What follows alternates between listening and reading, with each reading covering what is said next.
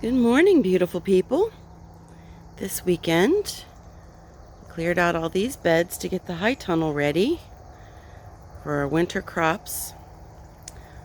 There's one of our figs. He's going to have to be topped off here soon if he doesn't stop growing. But I wanted to show you our other fig, just so that you can see. We have some serious figs coming on, which is exciting for Hubs. He loves figs.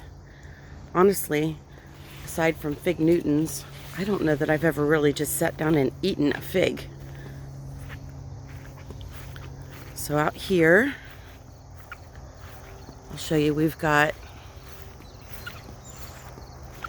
2 Lone Rangers left on the pumpkins. Squash vine borers have just gone mad.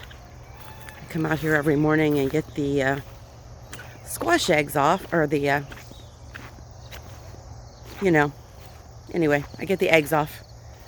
Squash bug eggs, that's it. But they're doing pretty well, the 2 that are left.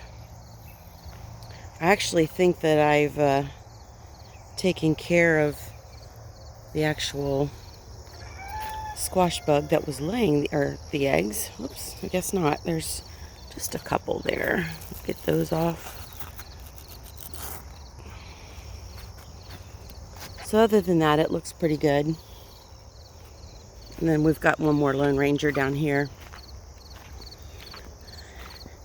So I think next year we're going to skip pumpkins altogether. Ooh.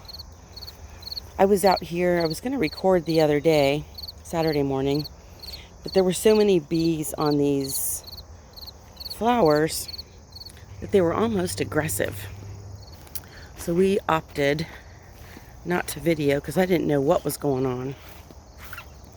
This morning we are harvesting tomatoes. We try not to harvest or work in the gardens on Sundays. It's just something that my grandpa was always pretty adamant about. So we're going to stick with him on that.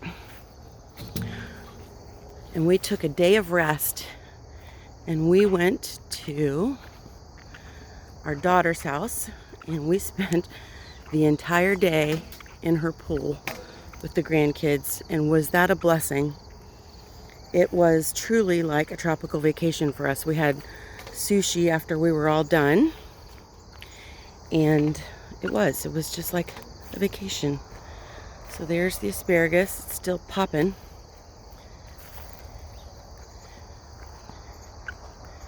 And I think I showed you the other day the champagne bubbles. This is what's ridiculous. Look at this. This is all the flowers I just let go in the middle of the aisles, and I was teasing and watering them. Well, guess what? The joke's on me.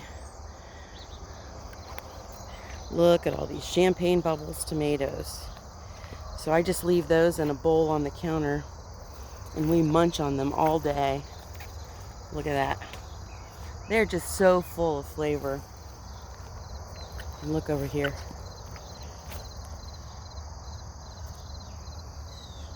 I mean, there's enough now that I can actually not feel bad about saving seeds. The Macedonian peppers are getting big. Let's see if I can get you a better look at those. So those are about 6 inches to 8 inches long.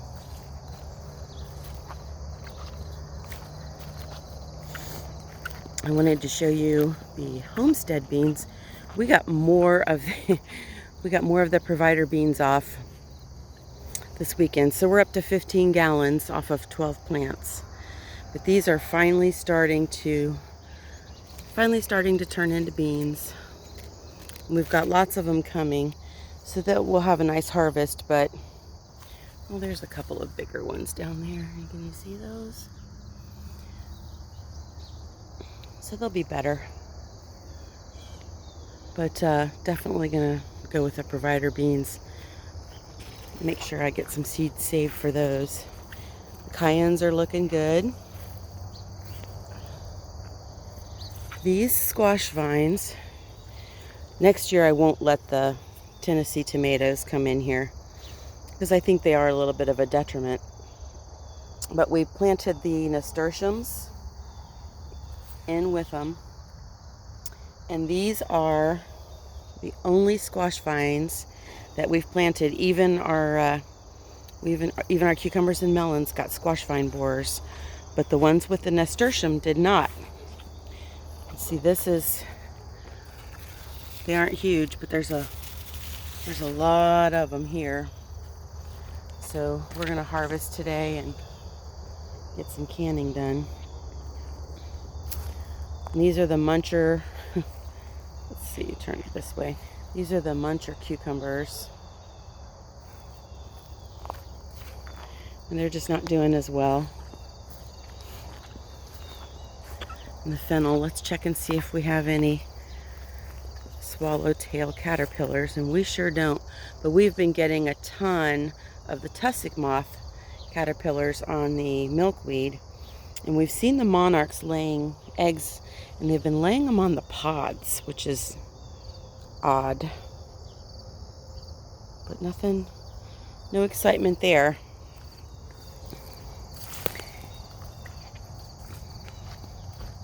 Oh my word. We have more green beans. These are the providers. They're finally starting to get some bug damage on the leaves. But what's funny is that these beans, even my mom said it, there's not nearly the damage to the actual bean. There's not a lot of cleaning that has to be done with them as far as bug damage. Here are more of those Macedonian peppers. I mean, they're just really going to town. And I wanted to show you, where are they at?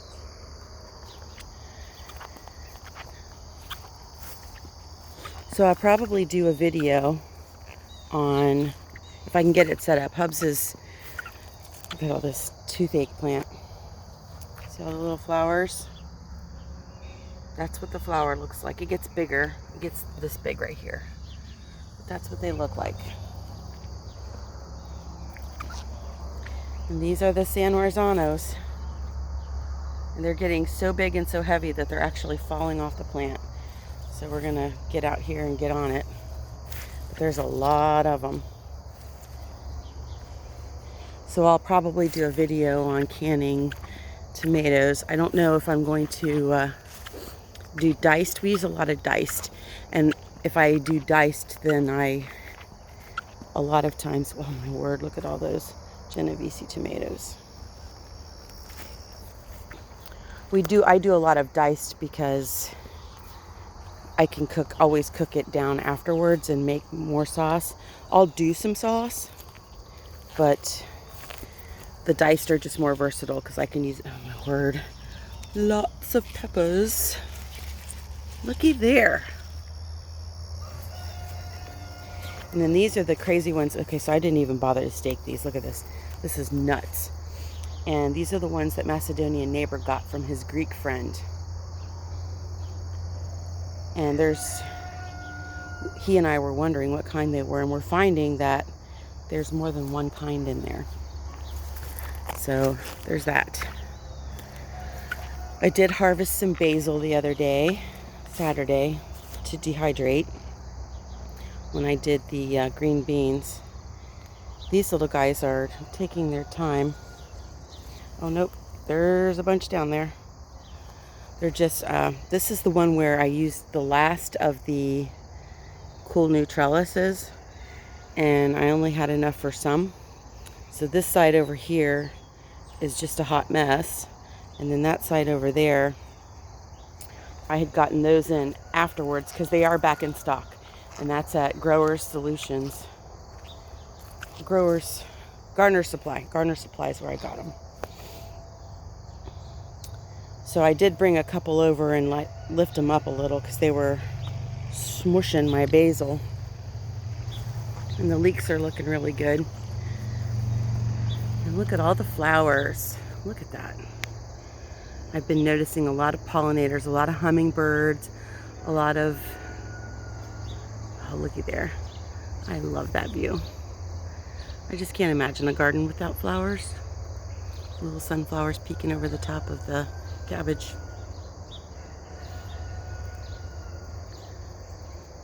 Wow. Truly, truly blessed.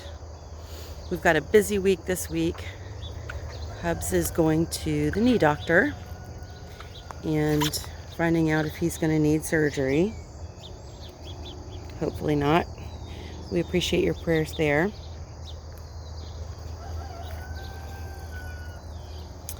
And we have another unspoken prayer request for a friend. If you are someone who prays, we ask that you just lift him up in prayer and lift up his walk. He's such an awesome man of God, and he has always been such a blessing to me, but he's struggling right now. And we don't like it when people are struggling. We like to lift them up in prayer and see what we can do to help them out. So I have promised some strawberries to some folks. So as soon as the weather breaks, so that it's not, I don't like to separate them when it's super hot out. This is the time of year I like to do it. I like for them to get established before the fall. I know a lot of people wait till exactly fall, but I like to go ahead and harvest and get them all thinned out and get those roots established. Lots of constant care and watering. So we have the knee doctor appointment Tuesday, and we have our granddaughter's soccer game Wednesday. And I think pretty well the only day we don't have something going on this week is Friday, or maybe Friday. You know, one thing we've noticed in the 6 years that we've been here is the new birds that have started to show up with our organic practices. And we had a situation Saturday in the field right there behind us. I saw a lot of people in one of the groups I'm in, that's one for our state, saying that they were seeing helicopters. And we saw a helicopter too, but it was a crop duster. You could tell by the bar across the bottom. Well, sure enough, they did every single field around our house. They did that one, they did that one, they did that one, and they did the one across the road. And we are registered, our aviary is registered so that if they're going to do that, we can lock our bees down, my word, and protect them. Yeah, we need to get out and harvest some grapes from any kind of insecticide. This is the ones that had the fungus. See how they're all shriveled up? And that's okay. We'll get it taken care of. But these guys have, and you know, in Hubs' defense, he hasn't been out here to, look at that, all over the ground. He hasn't been able, with working on the kitchen, to be able to come out and trellis them and keep them under control. So at least we're getting something this year. This will be our first year actually harvesting grapes and making things with them. But next year will be better. Every year just gets better. How cool is that? Our corn's pretty close.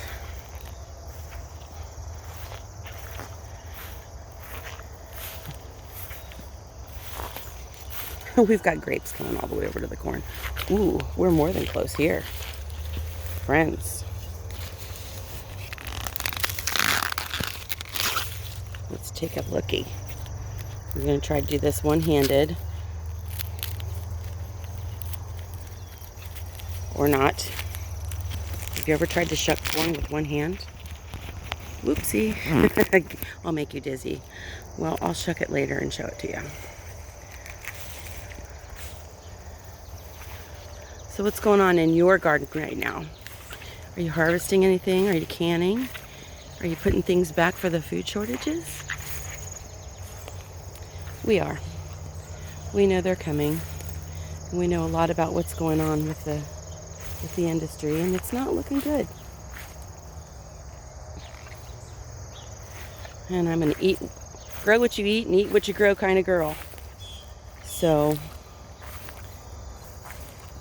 stock up on those foods that you eat a lot of.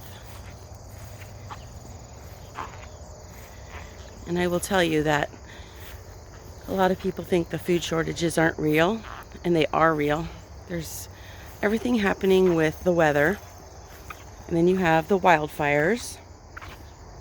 So what the wildfires are doing is they're creating ash clouds, and that keeps some vegetables from actually ripening. So it's going to affect the tomato crop.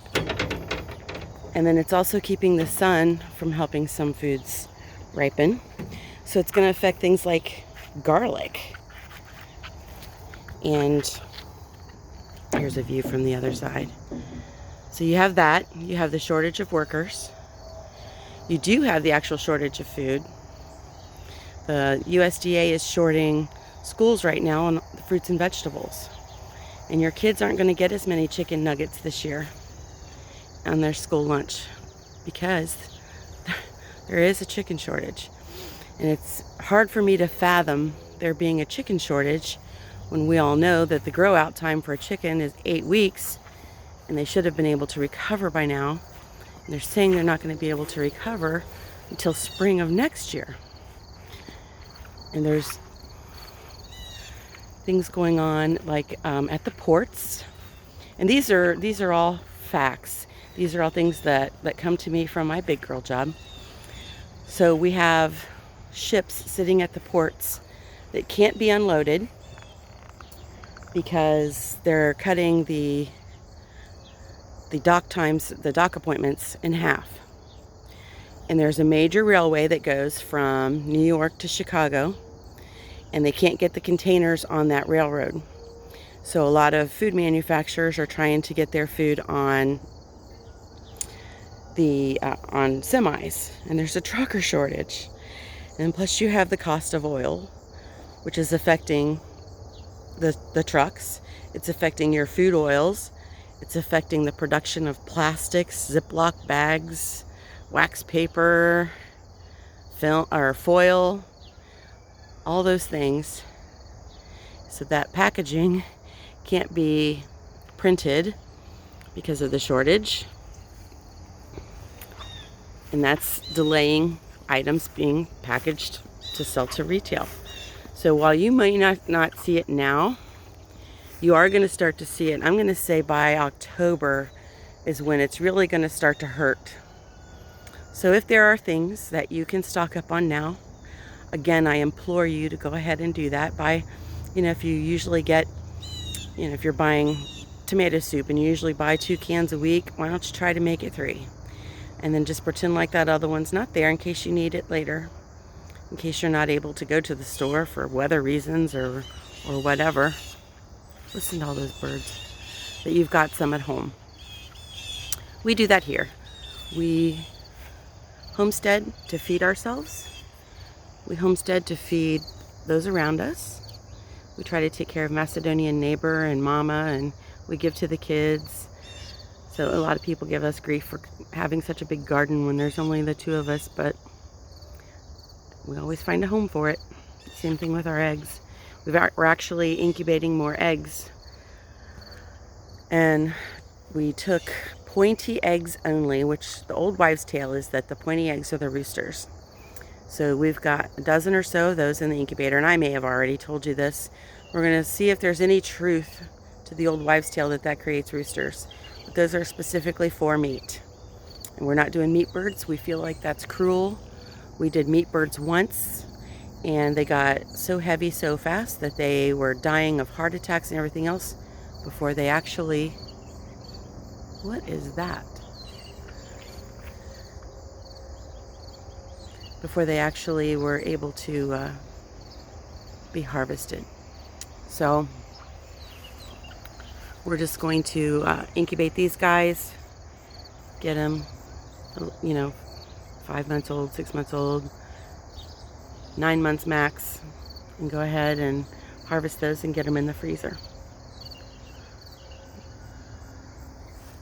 So friends, with that, remember, just because it's Monday doesn't mean we don't worship like we do on Sunday. Be thankful, be grateful, be blessed, and be a blessing.